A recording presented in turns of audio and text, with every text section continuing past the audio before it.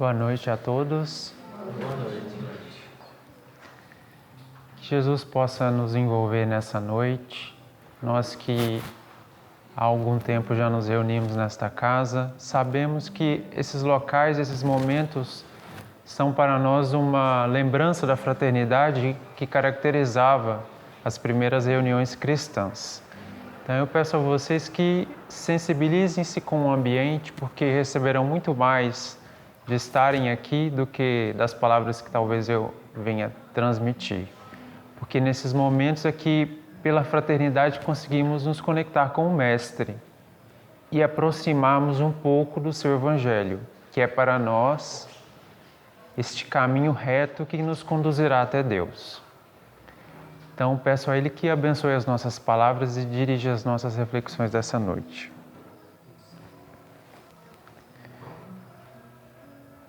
Hoje eu gostaria de fazer alguns comentários sobre uma parábola que está no Evangelho de Lucas, que é a parábola do rico insensato. Assim chamaram os comentadores do Evangelho, assim deram nome a essa parábola. Ela está relatada apenas no Evangelho de Lucas e ela traz para nós alguns dos ensinamentos que a doutrina do Cristo tem acerca dos bens materiais.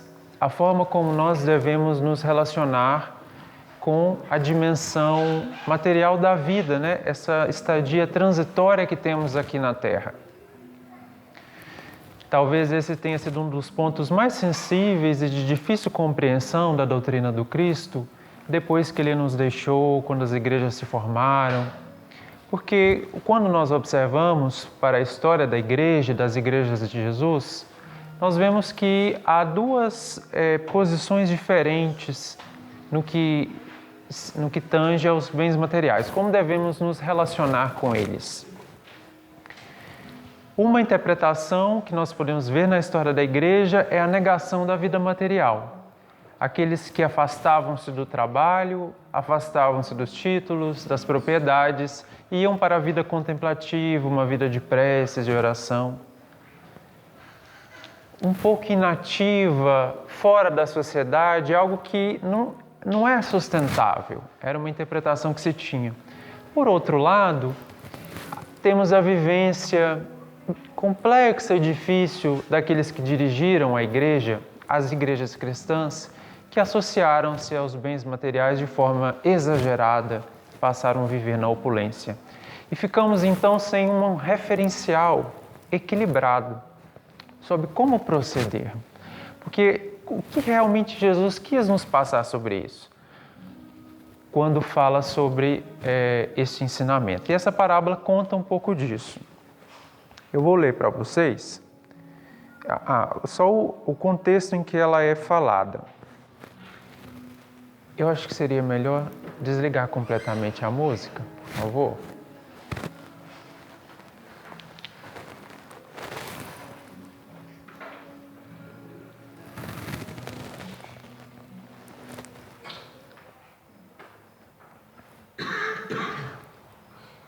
Jesus conta essa parábola quando é interpelado por uma pessoa que estava passando por ali, na rua.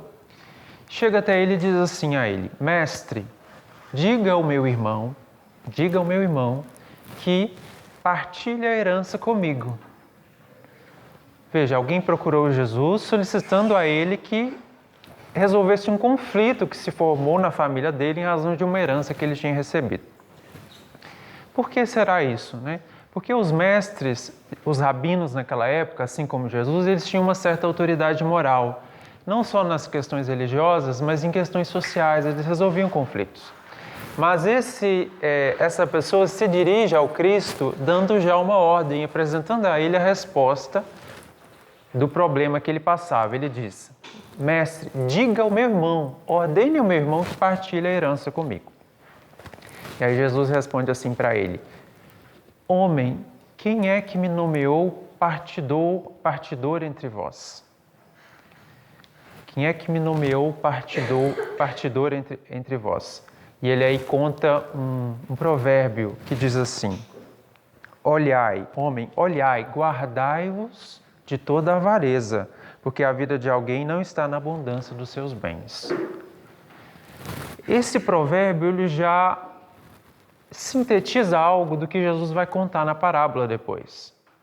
A parábola exemplifica pela história desse rico que vamos contar. Mas a forma como essa pessoa aborda Jesus já é um ensinamento para nós. Porque quantas vezes a gente não se apresenta diante do Cristo dando ordens a Ele, exigindo de Jesus respostas já prontas. Nós trazemos problemas, aí nós já imaginamos o que poderia solucioná-los e rogamos ao Cristo, ou ao Deus, ou às entidades superiores que nos dirigem, que haja daquela maneira. É ainda uma postura da criatura na Terra dirigir-se ao alto dessa forma. Nós ainda temos muita dificuldade de abrir o nosso coração para as respostas que Deus nos dará para os nossos problemas. Porque esta pessoa aqui havia recebido uma herança. E naquela época as heranças eram de terras, que a riqueza era uma riqueza agrícola de terras.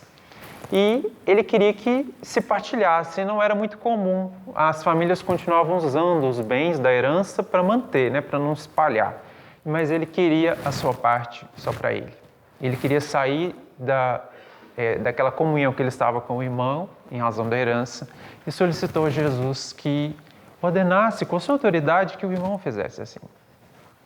Então ele tinha um problema, provavelmente um sofrimento, e ele já encontrou solução para ele. Não, eu quero a minha parte, porque é do meu direito, eu também era filho de meu pai, eu quero a minha parte só para mim. No coração dessa pessoa não havia mais espaço para outra solução.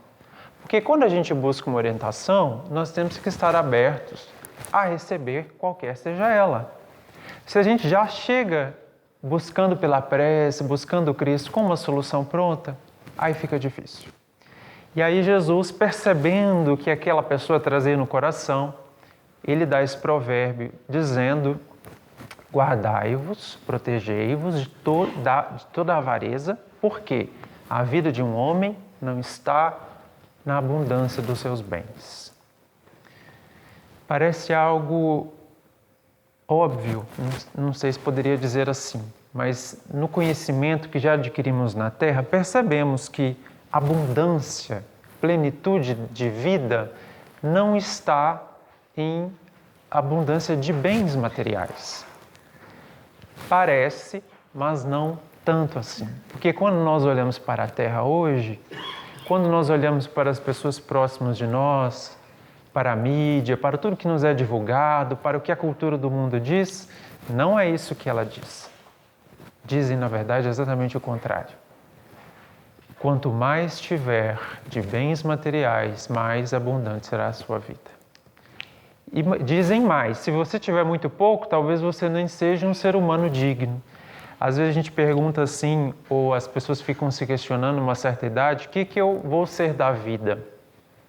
O que você vai ser da vida? Perguntamos para os jovens. E a resposta que esperando é sempre uma coisa de dimensão material, Vou fazer isso, aquilo, outro, ser isso, ser aquilo. Nada em relação ao espírito, tudo em relação ao corpo. Isso é um valor que nós trazemos. E Jesus está nos alertando, cuidado, porque Deus, quando estabeleceu as suas leis, estabeleceu também a diretriz para a felicidade humana. Nas leis do Criador já estão as diretrizes para a abundância de vida no sentido espiritual, no sentido real. Está lá. Isso não tem muito a ver com o que vivemos na Terra aqui. Mas eu vou para a parábola que fica mais exemplificado o que Jesus já contou nesse provérbio. Aí Jesus conta a parábola dizendo assim: a região de certo homem rico produziu abundantemente e arrazoava em si mesmo, dizendo: que farei, porque não tenho onde recolher os meus frutos. Disse: farei isto, derrubarei os meus celeiros, edificarei maiores e recolherei ali todo o trigo e os meus bens. E direi à minha alma: alma, tens muitos bens armazenados para muitos anos, repousa, come, bebe e deleita-te. Mas, disse-lhe Deus, insensato, nesta noite requisitam a tua alma de ti. E o que preparastes, para quem será? Assim é o que entesoura para si mesmo, mas não está enriquecendo para Deus. Este é o relato da parábola que nós convencionamos chamar da parábola do rico insensato. E vejamos o que ela nos traz aqui pela luz da doutrina espírita. No início, Jesus conta que a região de certo homem rico produziu abundantemente. Certamente este homem já era detentor de terras, ele já tinha alguma propriedade, e naquele ano as colheitas foram abundantes. Produziu muito mais do que costumava produzir. Em razão disso, ele teve mais bens. Mas veja a forma como Jesus falou aqui. Ele não disse assim: pelo trabalho, pelo esforço, este homem adquiriu muitos bens. Ele não disse isso. Ele disse: a região de um homem rico produziu abundantemente. Jesus queria apontar para aqueles fatores da vida material que não estão no nosso controle. Porque o clima, as questões da qualidade da terra, as questões da agricultura naquela época, não se tinha a tecnologia de hoje, elas estavam todas entregues a uma certa fé. Você plantava e tinha fé que iria nascer. Quando nascia muito pouco, a colheita era escassa, gerava até as fomes, as escassezes de bens, de alimentos. Então, a economia no passado tinha essas oscilações que hoje a gente consegue prevenir em razão da tecnologia que já desenvolvemos. Mas naquela época não era assim. E aí, então, na condição desse rico, Jesus diz: olha, ele recebeu naquele ano bens em abundância. Trabalhou por eles? Talvez tenha trabalhado, mas não na medida do que ele recebeu. Jesus queria ressaltar aqui para nós: não importa o que venhamos a fazer na criação de Deus, não importa qual trabalho desempenhemos, por mais complexo, por mais laborioso e por mais bem feito que ele seja, sempre haverá uma parte muito grande de coisas que nós não controlamos e que definem o sucesso de todo.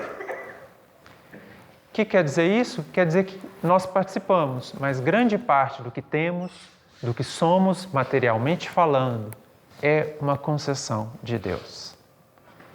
É a autoridade do Pai, que é Senhor de todo o universo, que permite que os patrimônios se juntem, que permite que haja abundância material.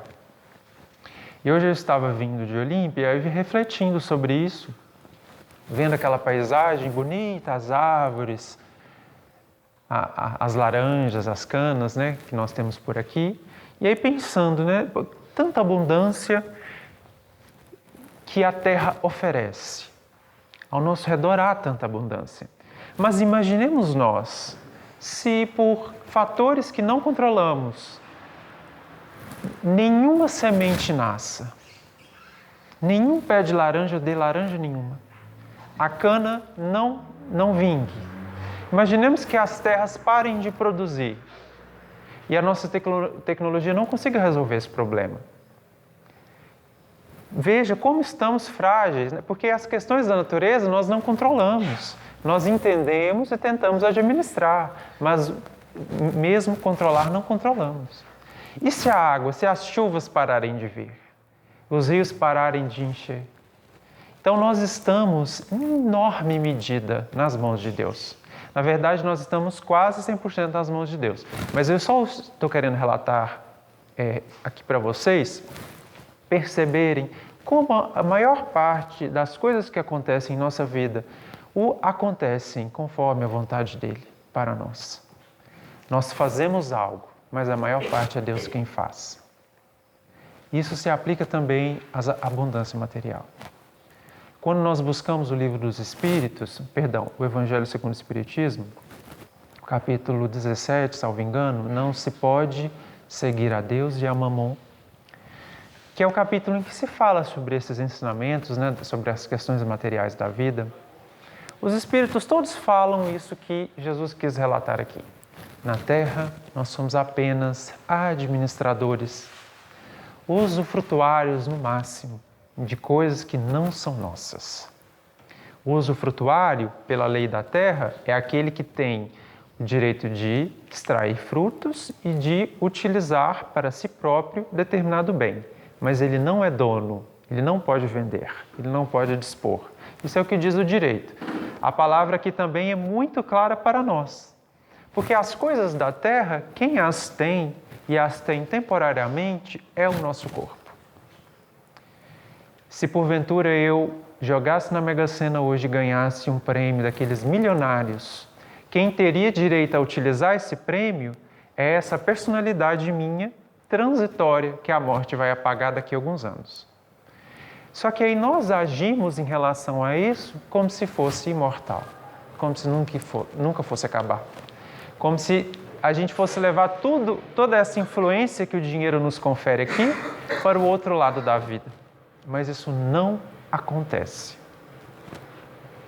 Por isso que quando Emmanuel se encontra com Jesus, encarnado como Públio Lentulus, no século I, quando ele viveu, senador romano, está relatado no livro há 2000 anos.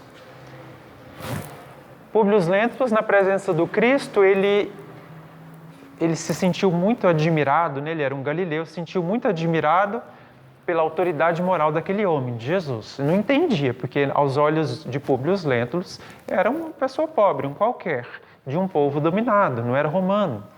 E aí ele pensando, mas como que esse homem exerce tanta autoridade? Ele até se ajoelhou, involuntariamente, né?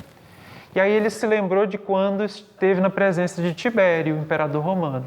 Ele não sentiu todas aquelas coisas.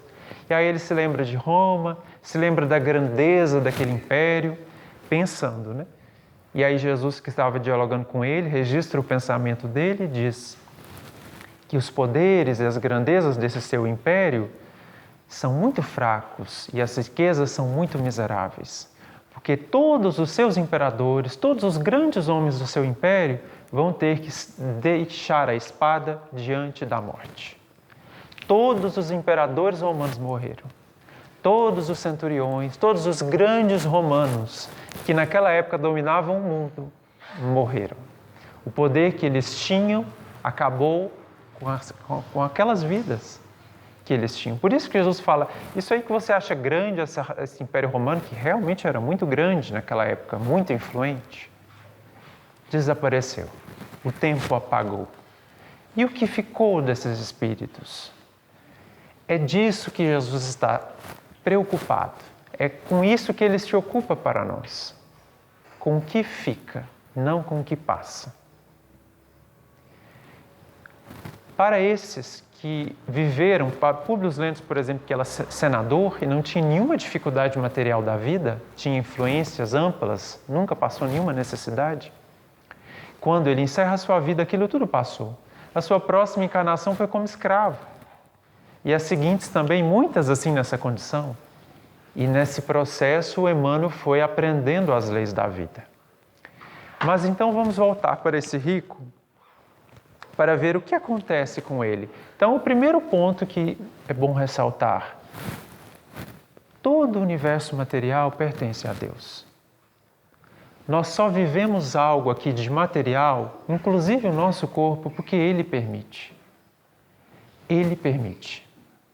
Se vocês recebem salários altos, receberam uma herança, ou se a sua profissão lhe permite oferir ganhos elevados, ou se teve sorte em lances de negócios da vida, às vezes a sorte nos visita, e pôde construir um patrimônio, lembre-se, está contigo por concessão de Deus.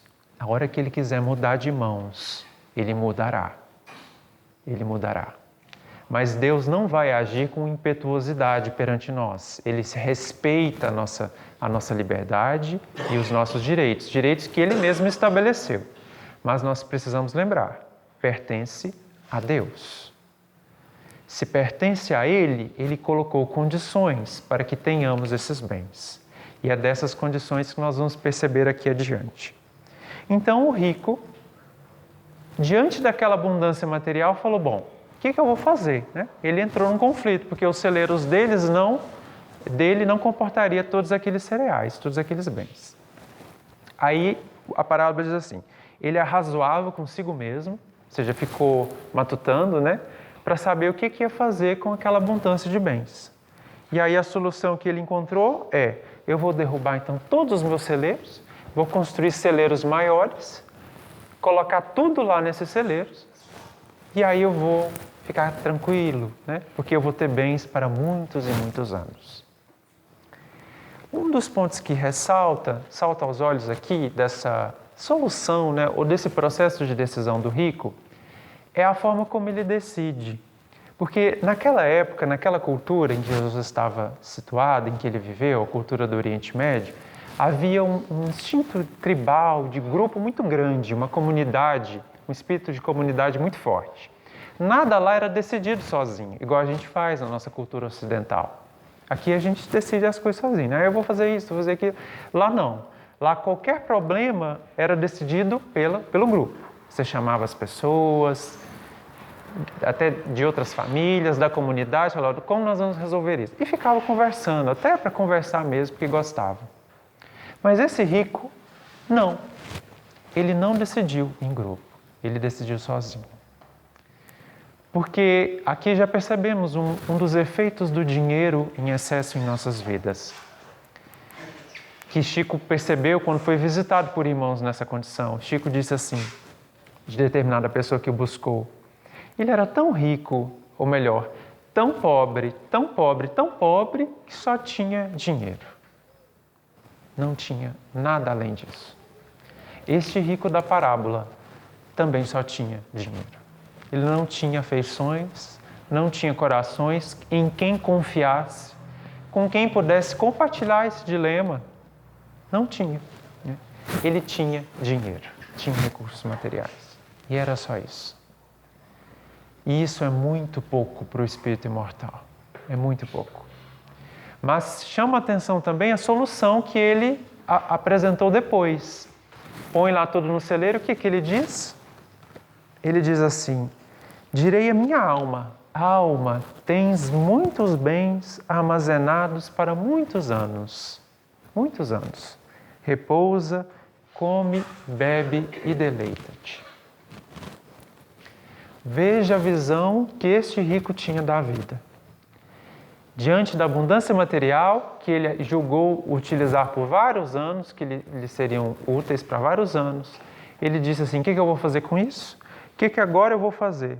Repousar, comer, beber e usufruir, deleitar. Todo o processo de vida deste rico se resumia às questões do corpo. Porque todos esses verbos que ele utilizou se referem a ações do corpo. Coisas orgânicas, coisas transitórias que estão em nós. O repouso, a ausência do trabalho, comer, beber, deleitar-se, tudo no corpo. E aqui percebemos outro efeito do apego às coisas materiais em nossa vida. Nós perdemos a dimensão do espírito. Nós perdemos a dimensão das coisas que são espirituais. E passamos a ver tudo pelos olhos transitórios do corpo. Então, todas as nossas preocupações ficam acerca do conforto do corpo, o conforto do nosso corpo material. Manter a nossa saúde, uma boa alimentação e por aí vai, uma boa residência, tudo relativo a essa vida transitória, que é apenas uma expressão muito, muito pequena do que nosso Pai reserva para nós. E aí, então, nós entendemos o que acontece com muitos ricos da Terra, que passam ao largo das religiões, quando não as buscam pelo convencionalismo, pelas aparências, e vivem, as histórias nós vemos, né, das celebridades que caem dolorosamente em problemas, né? Problemas de saúde, excessos, depressão, e a fila vai. Por quê? Porque eles entendiam que só poderiam viver a partir do que o corpo oferecia. Isso é muito pouco, meus amigos. Mas aí a gente pode pensar, será que afeta então só os grandes do mundo? Só aqueles que têm realmente muito? E a gente que tem ali um pouquinho, mais ou menos, será que não afeta? Afeta também. Porque nós estamos inseridos nessa cultura que diz isso. E aí então nós passamos a empreender as nossas energias só em objetivos materiais. Fizeram uma pesquisa com jovens em Harvard, com os millennials, né, que são o pessoal que nasceu agora nos últimos anos, na última década do século XX, que nasceu na transição do milênio, os jovens. Aí perguntaram para os jovens nos Estados Unidos qual que era o objetivo, né, a meta da vida deles. O que eles pretendiam, né, estavam jovens, cheios de energia, o que eles iam fazer da vida? Mais de 80% dos jovens entrevistados responderam que gostariam de ser ricos. Então, um dos objetivos da vida dos jovens era serem ricos. Cerca de 50% desses jovens disseram também que queriam ser famosos. E aí foi a lista, bonito, influente. Esses eram os objetivos dos jovens. Os jovens que são os mais frágeis no sentido da cultura do mundo, né, que recebem os valores do mundo sem filtros, porque ainda estão se desenvolvendo, a visão que eles tinham é a visão que a gente passa, que a gente ensina. É de que busque apenas as coisas da matéria, porque são só essas que importam. Veja que triste, que triste. Mas não é de se surpreender que isso seja dessa forma. Mas também uma mesma pesquisa, feita também por Harvard, essa um pouco mais demorada, ela foi feita por um período de 75 anos, vocês imaginam, né, uma pesquisa de 75 anos, que acompanhou, desde a idade de criança, 724 crianças, homens, desde crianças até eles ficarem velhinhos, por 75 anos. Eles conseguiram manter a pesquisa por todo esse tempo, né, foi sucedendo os pesquisadores e continuaram. E o objetivo da pesquisa era identificar algumas variáveis acerca do desenvolvimento dos adultos, da personalidade humana, o que trazia bem-estar, o que não trazia. E o interessante dessa pesquisa é que ela conseguiu captar a duração inteira da vida de uma pessoa. Porque quando a gente é jovem, a gente imagina uma coisa. Aí vai ficando mais velho e imagina outra. Aí chega na terceira idade, já é outra. Aí, então, não dá para medir se entrevistarmos separadamente. Aí fizeram as mesmas pessoas ao longo de todo esse período. E a conclusão que eles chegaram, veja, gente, isso não é religião, é uma pesquisa científica. A conclusão que eles chegaram é: o que traz bem-estar e equilíbrio na vida, medido pela saúde, pelo bem-estar que as próprias pessoas relatavam. A resposta é: bons e saudáveis relacionamentos. Quando aqueles corações, e veja, eles pesquisaram pessoas tanto de faixa etárias pobres quanto de altas famílias, pessoas que estudaram na própria Universidade de Harvard, até um se tornou presidente dos Estados Unidos, então era de classes sociais diferentes. E a conclusão foi: o que trouxe bem-estar a eles não foi o cargo que eles adquiriram, o que eles construíram materialmente, não foi se tornaram famosos ou não, foi simplesmente os relacionamentos que eles conseguiram construir e manter ao longo de suas vidas.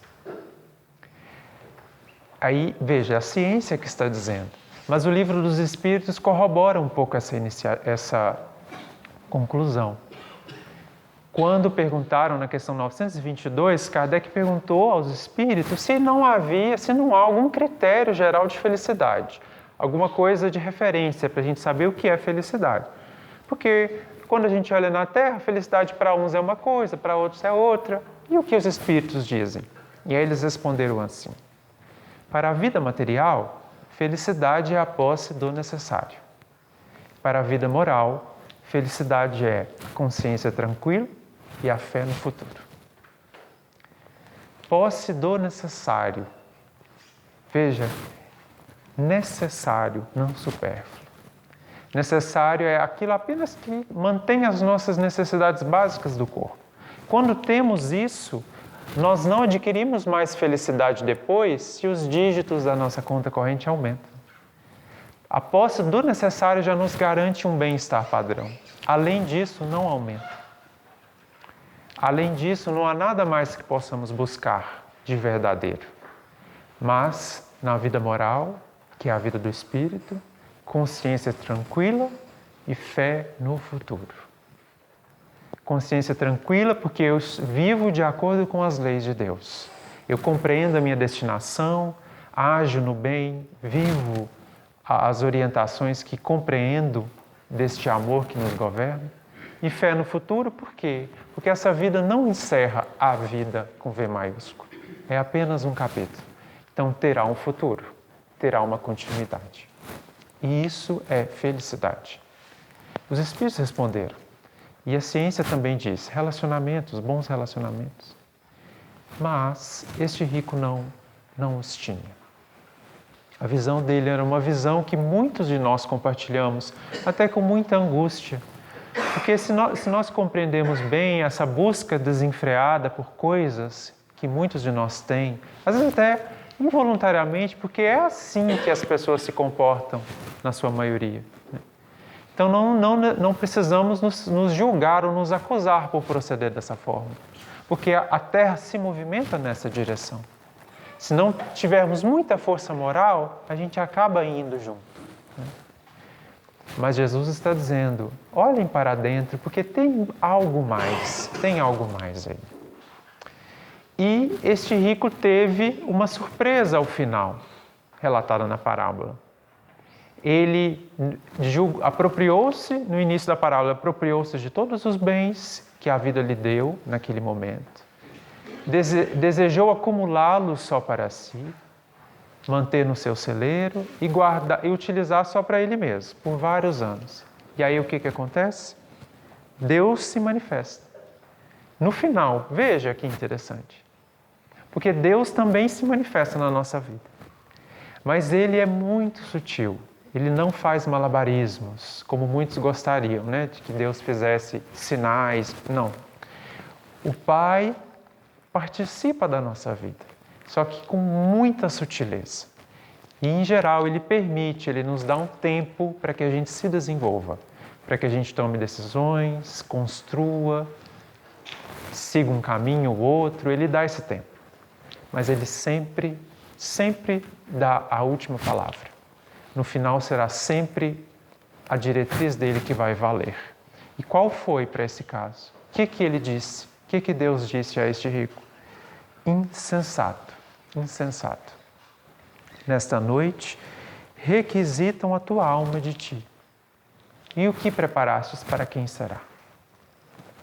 Ele foi surpreendido pela morte do corpo. Pela morte do corpo. Gastou todo o seu tempo construindo coisas para o corpo. Não teve tempo de usufruir. Foi surpreendido pela morte.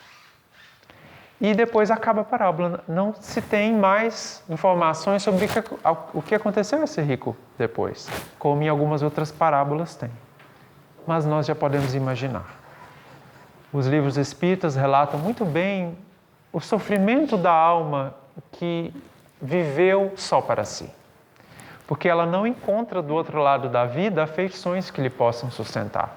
Elas até existem, essas afeições, mas esse coração não consegue acessá-las, porque ele olhou tanto para si, fechou-se tanto em si mesmo, que ele não consegue nem cogitar a existência do Criador, não dispõe de uma fé que lhe habilite a fazer uma prece. Então ele vive um período de sofrimento. Na semana passada, no trabalho mediúnico dessa casa, na quarta-feira, percebemos algumas manifestações de espíritos que, já desencarnados, qual que era a preocupação deles? As casas, os filhos, as coisas todas que eu deixei, para quem será? Mas eu quero voltar para lá, eu não admito que usem minha casa, que aquele povo fique na minha casa. Veja o sofrimento. As casas da terra só estão aqui para nos sustentar por algum tempo. Nós estamos peregrinando por aqui, é uma viagem. Por acaso a gente fala assim de um hotel, eu queria tanto voltar, a não ser que seja um hotel realmente de 5 estrelas, mas eu queria tanto voltar para aquele hotel, eu não admito que fique naquele hotel. Não, no hotel você vai, se hospeda, usufrui pelo tempo determinado e depois vai adiante. Tudo na Terra também tem essa natureza. Nós estamos aqui de passagem. Mas esses espíritos se apegaram tanto, o apego era tanto, que depois de perdido o corpo, eles só pensavam nisso, presos nessas ideias. Isso traz muito sofrimento. Podemos imaginar que tenha acontecido o mesmo com esse rico. Então, essa parábola de Jesus, ela às vezes pode nos incomodar. Porque na Terra, ou no nosso coração, a gente ainda encontra muito disso. É difícil você encontrar alguém que já tenha construído dentro de si uma busca verdadeiramente espiritual. A gente ainda acorda todos os dias pensando nas coisas do corpo, pensando nas necessidades do trabalho, nas questões transitórias. Nós gastamos a nossa energia assim. Veja, não tem problema que seja dessa forma. Jesus está apenas nos precavendo. Veja, vocês são espíritos. Espíritos têm outras coisas também que eles podem se ocupar. Coisas muito mais valiosas. Tente abrir então espaço nos seus corações para isso. Porque você pode ser surpreendido pelo retorno à pátria espiritual a qualquer momento. Então nós precisamos fazer este movimento. E uma das situações muito comuns na nossa vida, em que nós percebemos o nível de apego que temos às coisas materiais, ocorre nos momentos em que os perdemos, quando a gente perde as coisas que a gente tem. Porque quando a gente se apropria, sente que é seu, é meu e aquela coisa toda, quando nos é tirado, nós nos incomodamos. Então, uma das formas que podemos identificar o nível do nosso apego é quando a vida leva. Será que a gente se entristece muito, se abate, até fica revoltado, indignado porque perdeu, coloca a culpa nos outros e não vê a causa dentro de si mesmo? Nós devemos pensar nisso, quando a vida nos tira. Porque como eu falei no início, e os Espíritos todos falam, que Deus nos dá temporariamente para que utilizemos para o bem. Quando isso não está mais fazendo bem, nem para nós, nem para os outros, Deus tira. Tira também para o nosso bem. Como um pai que tira do filho um brinquedo que lhe poderia ferir. Deus opera desta forma. Mas será que nós entendemos assim? Será que é essa visão que temos nesse aspecto? E aí, refletindo nisso, me aconteceu uma situação no mês de abril passado, que eu considerei que no mês de abril eu iria pagar a última prestação do carro, do financiamento.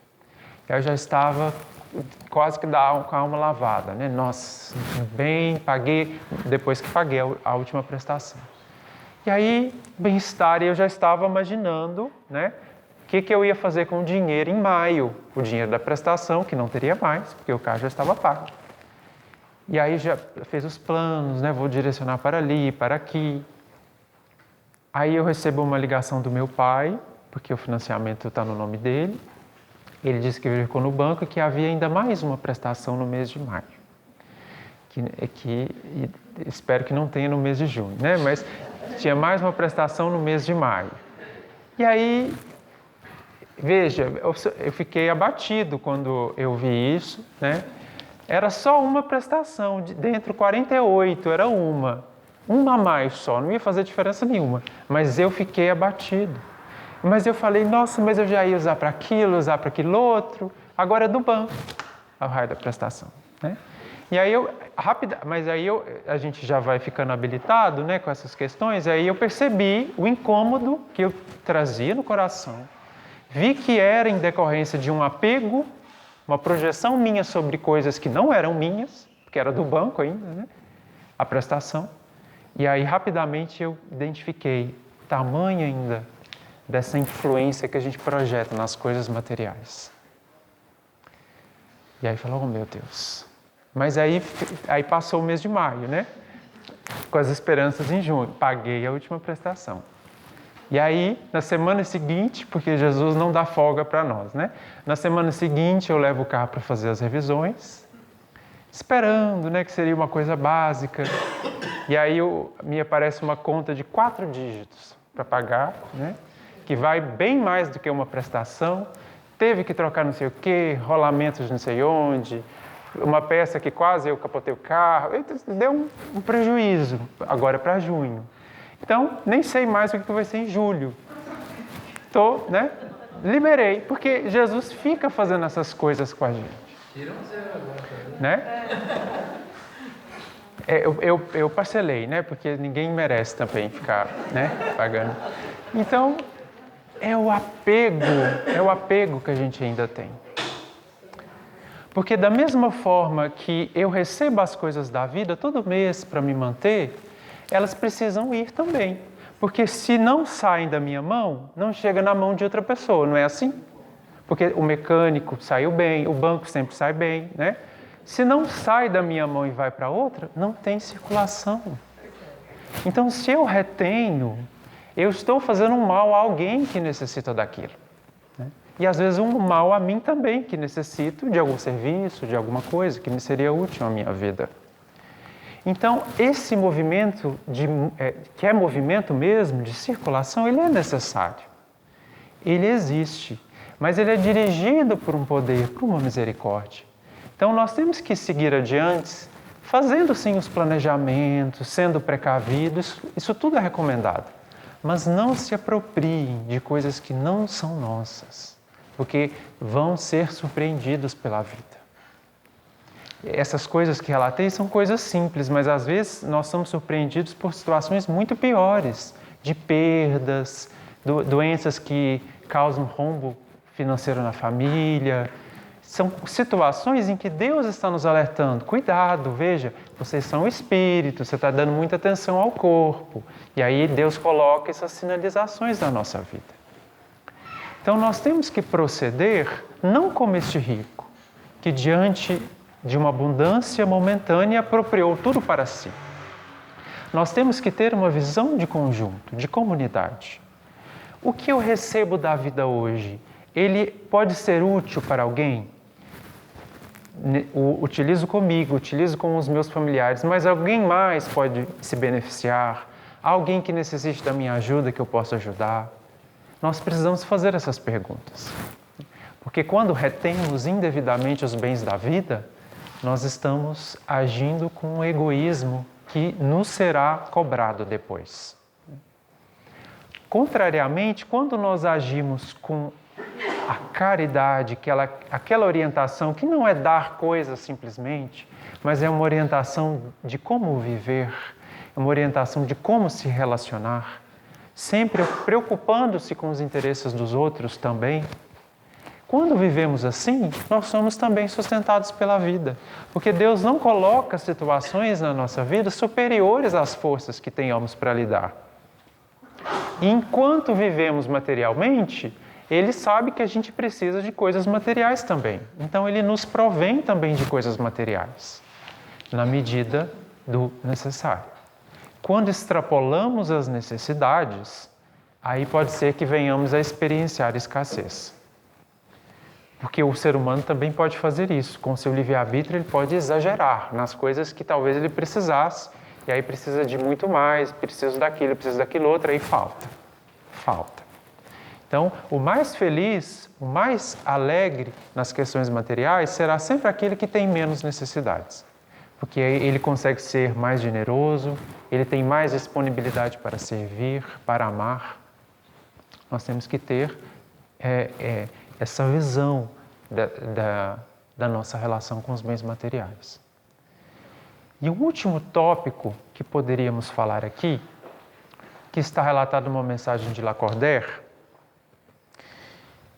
que é um puxãozinho de orelha para nós, um alerta, né, do que o amor aos bens terrenos pode provocar no espírito. Lacordaire diz assim, está também no capítulo, acho que 16, não é 17, capítulo 16 do Evangelho segundo o Espiritismo. O amor aos bens terrenos constitui um dos mais fortes obstáculos,